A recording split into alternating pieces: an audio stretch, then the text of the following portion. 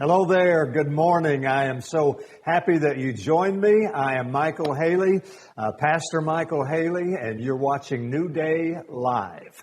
I want to start today with a story that I think probably most of you can relate to. I loved so many things about my children and grandchildren when they were babies and toddlers. When they became teens, not so much. You know what I mean? I'm just kidding. Well, no, I'm really not. Yes, I am.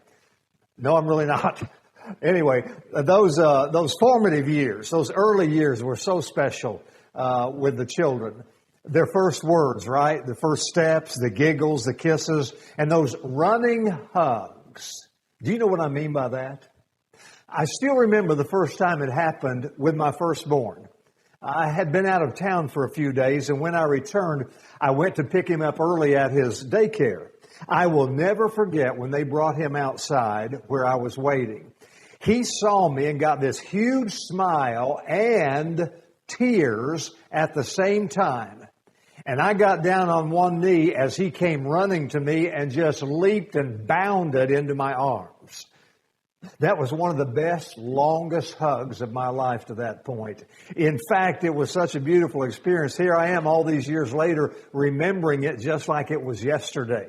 I bet you parents and grandparents have a memory or two just like that, don't you?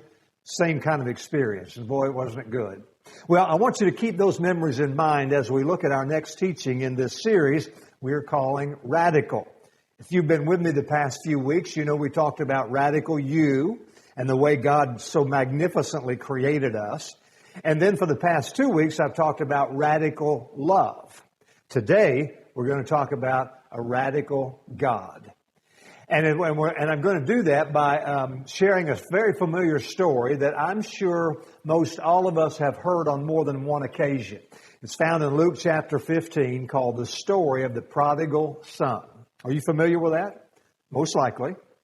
Well, it's the tale of a young man who, in an act of rebellion, took his inheritance that he would one day have coming. He took it and left his country home to travel to a large city where his life quickly began to spiral out of control.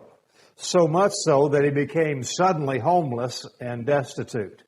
However, as I'm sure you know, it is also a story about the son's ultimate homecoming and reuniting with this father who never gave up on his son. And you talk about hugs, this story has the hugs. So let's jump right in here today and let me point out 3 things that are so important for understanding the radical love of a radical God. First of all, this story is about regretting. It's about regrets. Luke recounts the story and he says this in verse 11 of chapter 15. There was a man who had 2 sons, and the younger one said to his father, "Father, give me my share of the estate, or give me my inheritance." So the father divided the property between them, between his 2 sons. Not long after that, the younger son got together all he had, and he set off for a distant country, and there he squandered his wealth in wild living. Now get that. He squandered his wealth in wild living. After he had spent everything, there was a severe famine in the whole country, and he began to be in need. In other words, he ran out of everything. He was destitute. So he went and hired himself to a citizen of that country who sent him to his fields to feed the pigs. He longed to fill his stomach with the pods that the pigs were eating, but no one gave him anything. Now, according to Jewish law, a father who had 2 sons was to leave 2/3 of his estate to the older son and 1/3 to the younger son, but only after the father had died. So in demanding his inheritance while his father was still alive, this son was in effect saying, "I wish you were dead. I don't care about you anymore. I just want what's coming to me." And I'm sure this father was wounded by that cruel demand, aren't you? But he granted it nonetheless. And then it was off to the big city for this young country boy, which was just really a recipe for trouble, wasn't it? And the trouble it was. Wild living, Jesus called it. But it didn't last for long. And by the way, how many of you know it usually never does? So the story goes that he ran out of money, and then to add insult to injury, Jesus says when he spent everything, there came this great famine in the land. I mean, it could not have been a more worst-case scenario, and no doubt the pain of regret begins to sear this young man's conscience. And then in desperation, he joins himself to this pig farmer, slopping hogs. Now imagine this, slopping hogs, eating their leftovers just to stay alive. A horrible indignity for a Jewish man to experience. Yet there he was, miserable, destitute, and certainly, most certainly, full of regret. Now, let me ask you a question. Have you ever made a decision that did not turn out well? Especially one that was so life-altering you thought maybe you would never recover? Notice verse 17. When he, the son, came to his senses, he said, how many of my father's hired servants have food to eat and to spare? And here I am, starving to death. Now, do you hear the sadness and the regret in those words? And what about this boy's father, who, by the way, represents God in our story? No doubt the father shed many tears over his son's departure. But as we shall see here in a few moments, nowhere in this story did the father ever attempt to intervene or to stop his son, which is a vivid reminder of our relationship with God. You see, God has given us this amazing capability to make any sort of decisions we deem appropriate, and even the capability to make decisions that we know are not appropriate. It is God saying to us, I love you, so you are free to go, you're free to choose, you're free to just be. Even when our choices lead us to live with total disregard for Him, and even when our choices cause Him great regret. That's why it's so important for us today, and I say this to you often.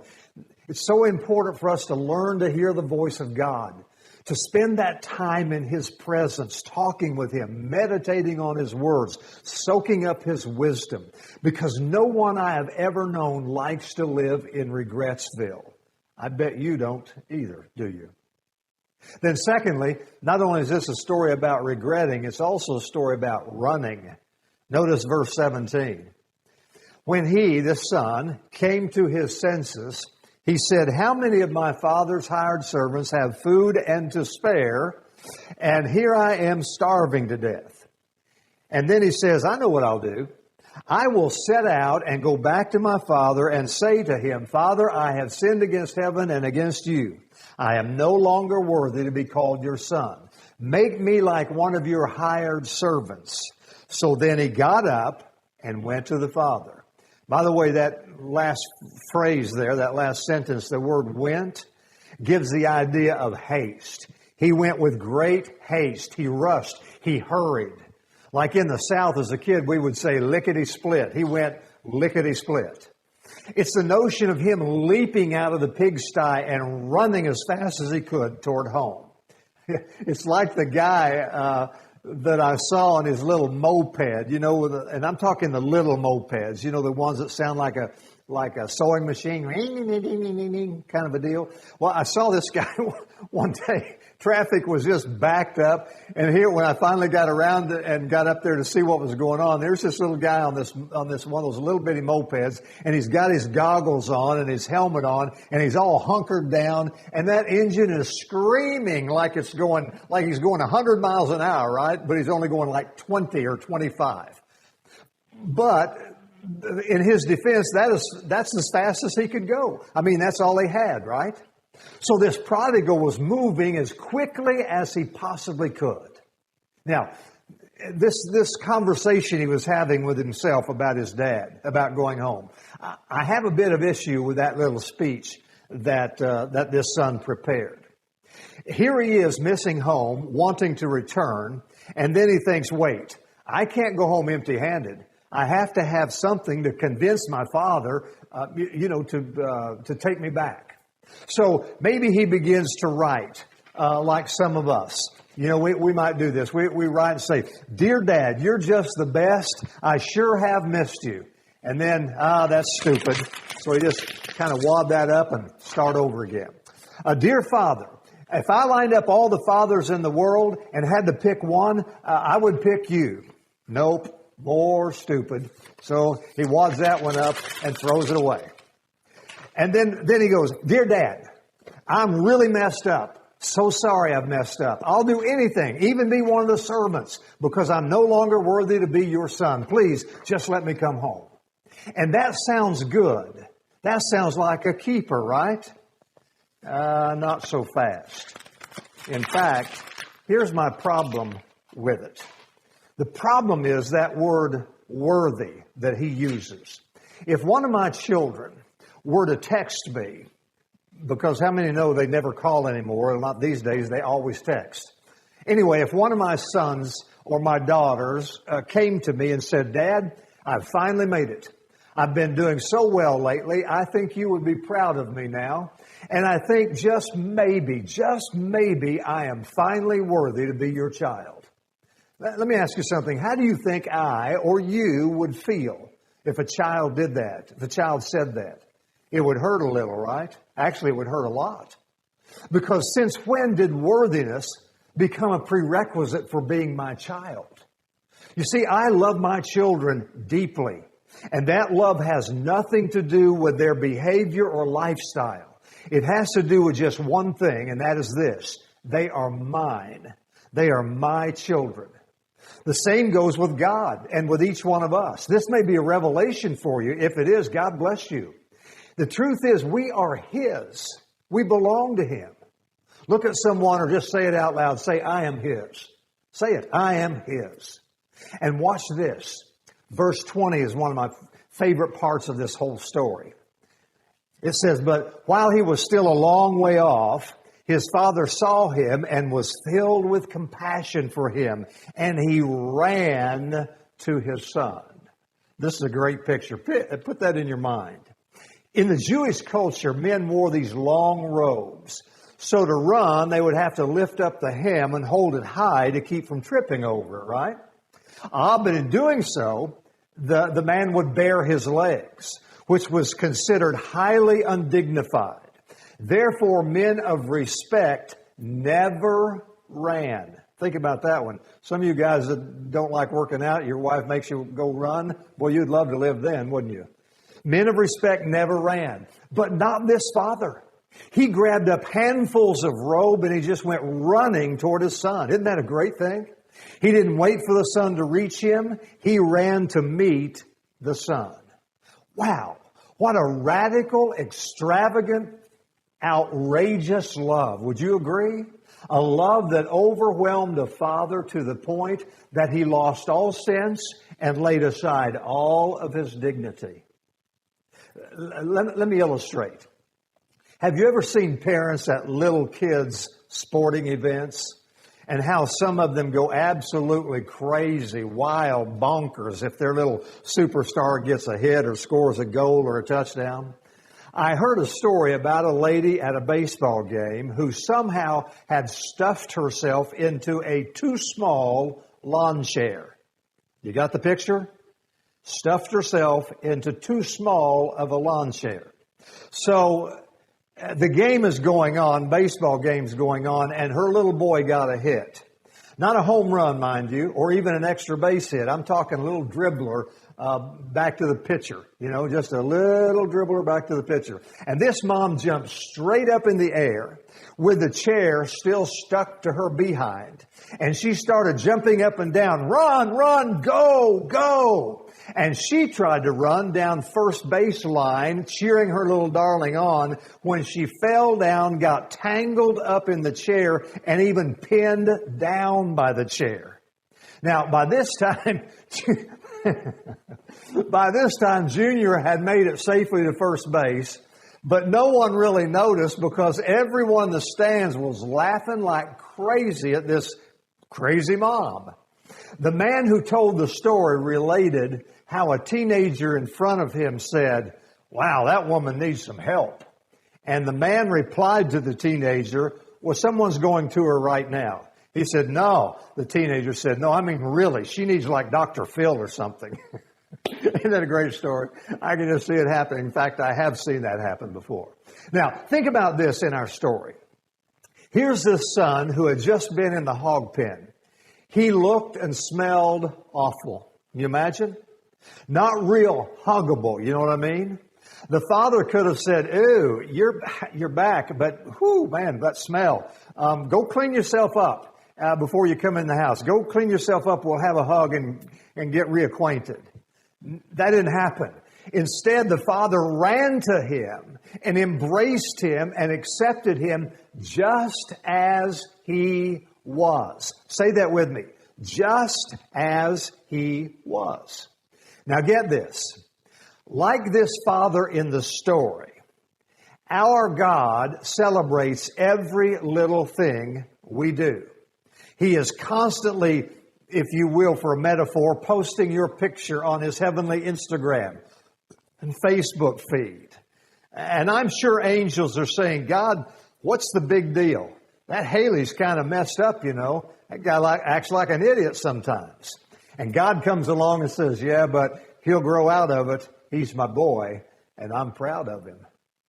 Listen, even in our darkest times of failure and foolishness, God still loves us.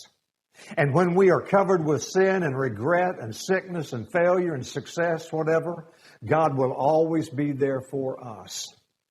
Which brings me to this. The story is about regretting. It's about running, but it's also about restoring, restoration. Verse 20 says, "So he got up and he went to his father. But while he was still a long way off, the father saw him and was filled with compassion for him." That tells me the father was going out there looking down that road on a consistent basis, longing to see that son return, longing for him to come back. The father was a long way off and saw his son and missed him so badly and recognized it was him. So he was filled with compassion for him. It says he ran to his son, threw his arms around him, and kissed him. The son said to him, "Father, I have sinned against heaven and against you. I am no longer worthy to be called your son." But the father said to his servants, "Quick, bring the best robe and put it on him. Put a ring on his finger and sandals on his feet. Bring the fatted calf and kill it. Let's have a feast and celebrate. For this son of mine was dead and is alive again. He was lost and is found." So they began to celebrate. That means they had a party. The Greek word for kissed, by the way, when he kissed his son, is in the aorist tense.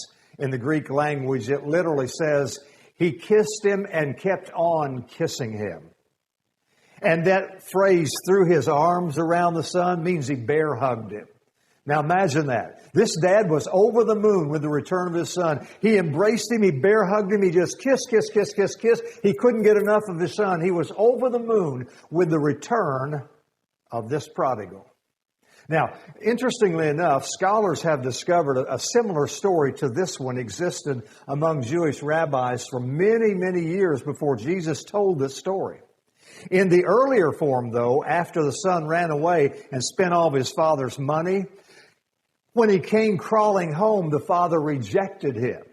The father disowned him, which would have been a fulfillment of Jewish law. So as Jesus was telling the stories, the Pharisees and the tax collectors listening in thinking, "Yeah, I've heard this one before. Time for dear old dad to tell this kid what's what.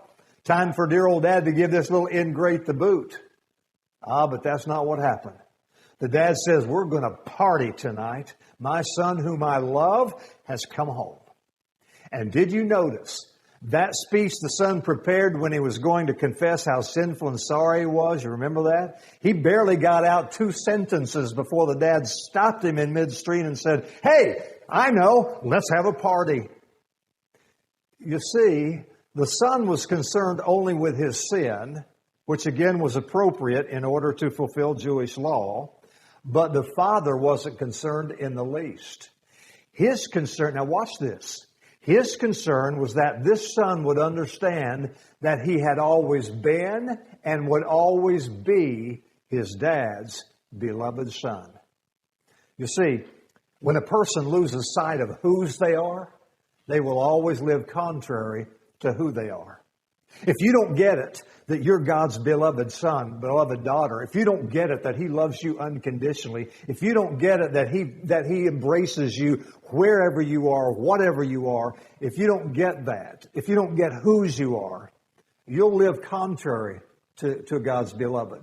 Your lifestyle won't mirror the lifestyle of a kid of God. About 5 years ago or so, I got into watching this series called Hell's Kitchen. And Chef Ramsay, you've probably seen it on TV or at least seen the advertisement. A lot of yelling, a lot of screaming, a lot of drama. And I think it was on season 14 I was watching when a contestant named Millie, a young man named Millie, shared something very personal about his life and about his upbringing. He told about leaving a horrible home life to basically live on the streets, get this, at 12 years of age in one of our major cities. Through his tears, Millie, speaking to Chef Ramsay, through his tears, Millie attempted to describe his life at that point. Now, I'm just paraphrasing here. And he said, unless you've been there yourself, unless you have experienced it for yourself, you cannot know what it's like when you get out there on the streets and you're 12 years old and you're scared and you're hurting and there's no one to love you or take care of you or help you know what to do next. And you feel hopeless because you can't run to your mom and you can't run to your dad. He said, I didn't even know I had a dad. I didn't meet him until I was a teenager. In other words, he said, you can't run to your mom, you can't run to your dad. There's just nowhere to run. Now, can you imagine that? Can you imagine the abject fear and lack of love and security this 12-year-old boy had to live with? Can you imagine? Now, the good news is that with the help of God, Millie escaped that life and he found success and purpose and genuine meaning for his life. And you know what? So can we. We too can find hope and healing. Hope and healing for our families. Hope and healing for our relationships, for our guilt, for our failures. Because we know there is always a place to run. We're not in a situation where we have nowhere to run. We know there's a place we can always run. And that is into the ever-present and outstretched arms of a God who loves us and a God who also runs to us. How about that picture? So here's where I'm going today. Place your faith and trust in God. Will you do that today? Embrace His Son, Jesus Christ, who came to this earth to prove God's love and forgiveness and grace when He offered Himself up on the cross. Pray and trust Him. God, I place my trust in You today. And Jesus, I thank You for what You accomplished on the cross for me. I choose to follow You. And whatever is Your will for my life, I will follow. Would you pray that today? And hey, if you do, let me hear from you this week. Would you do that? Would you let me hear from you? You can contact me by email on our website, newdaychurchbrandon.org, or you can hit me up with a PM on social media. They're on Facebook if you're watching that today. However you want to do it, but reach out to me. Let me know. If there's anything I can pray for you about, if there's any questions I can answer for you about God and your relationship with Him, please give me those questions. So that's it. Thank you for joining me today, and thank you for your financial support of our ministry. If you would like to be on our email list, I send an email out, try to send a word of encouragement out each week. You can opt out of the email list anytime you want to. If you would like to sign up and join, just again, reach out to me through an email. Let me know what your email address is, and I'll add you to that list, okay? I hope you have a wonderful week, a blessed week, and I promise that we'll do this again, the Lord willing, about a week from now, okay? We'll see you next time. Bye-bye.